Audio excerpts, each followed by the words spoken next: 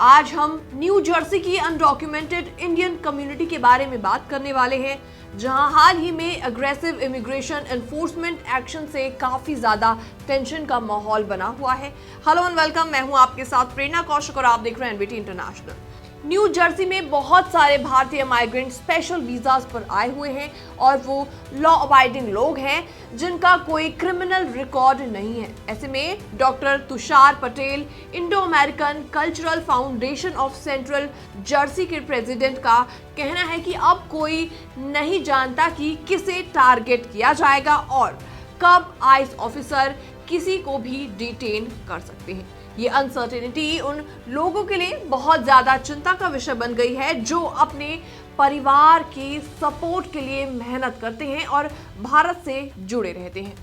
प्यू research centre के आंकड़ों के अनुसार साल 2022 तक न्यू जर्सी में लगभग 4,75,000 अनडॉक्यूमेंटेड इमिग्रेंट्स थे और पूरे देश में इसकी संख्या 11 मिलियन के आसपास है। प्रेसिडेंट डोनाल्ड ट्रंप के पदभार संभालने के बाद से आइस ने अपने एनफोर्समेंट एफर्ट्स को और भी ज्यादा बढ़ा दिया है, मतलब पहले से भी कई ज्यादा कर दिया है।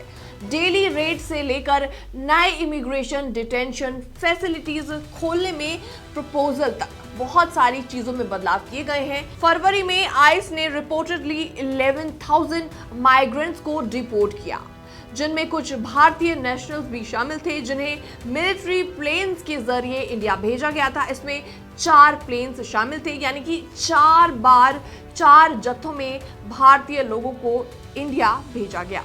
रॉयटर्स की रिपोर्ट के मुताबिक पहले हफ्ते में 104 लोगों को डिपोर्ट किया गया।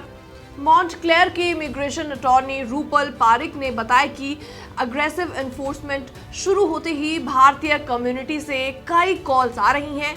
इनमें मुख्य रूप से स्टूडेंट्स और प्रोफेशनल्स शामिल हैं जो कि टेम्पररी वीजा पर काम कर रहे हैं। लोगों का डर है कि आइस उन्हें बिना किसी वार्निंग के उठा लेगा और उनके परिवारों से उनको अलग कर देगा और वापस इंडिया उनको भेज दिया जाएगा। ऐसे में पारिक का कहना है कि मीडिया में ड्यू प्रोसेस राइट पर कम ध्यान दिया जाता है।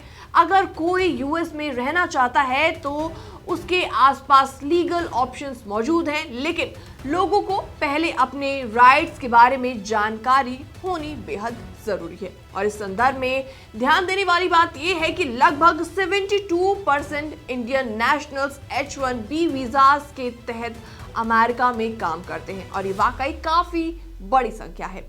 H-1B वीजा होल्डर्स अगर एम्प्लॉयर से सेटिस्फैक्टरी परफॉर्मेंस दिखा दे तो बाद में ग्रीन कार्ड के लिए अप्लाई कर सकते हैं, लेकिन ग्रीन कार्ड पाने के प्रोसेस काफी ज्यादा एक्सपेंसिव और लेंथी है।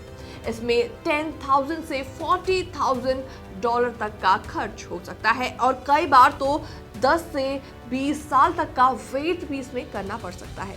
ऐसे में कुछ लोग स्टूडेंट के तौर पर आते हैं, वहां पर पढ़ाई करते हैं और ग्रेजुएशन के बाद H-1B ना मिलने के कारण ओवरस्टेइंग कर लेते हैं, जिससे उनकी स्थिति अनडॉक्यूमेंटेड हो जाती है। हालांकि ये सिर्फ एक छोटी सी माइनॉरिटी है, क्योंकि ज्यादातर लोग अपने स्टेटस को बचाने के लिए कड़ी मेहनत करते हैं और इसके अलावा डाइवोर्स, जॉब लॉस या फिर अन्य पर्सनल इश्यूज भी अनडॉक्यूमेंटेड स्टेटस का कारण बन सकते हैं। होबोकन के मेयर रवि भल्ला, जो कि साल 2017 में न्यू जर्सी के पहले सिख इलेक्टेड मेयर बने, उन्होंने बताया कि उनकी कम्युनिटी में प्रशासन की पॉलिसीज के चलते चिंता की लहर दौड़ गई है। उन्होंने करंट एनफोर्समेंट टैक्टिक्स को हाईली अमेरिकन कहा। जी हाँ, तो ये हालात हमें ये सिखाते हैं कि अग्रेसिव इमिग्रेशन एनफोर्समेंट के साथ साथ लोगों के ड्यू प्रोसेस राइट्स का भी ध्यान रखना बेहद जरूरी है।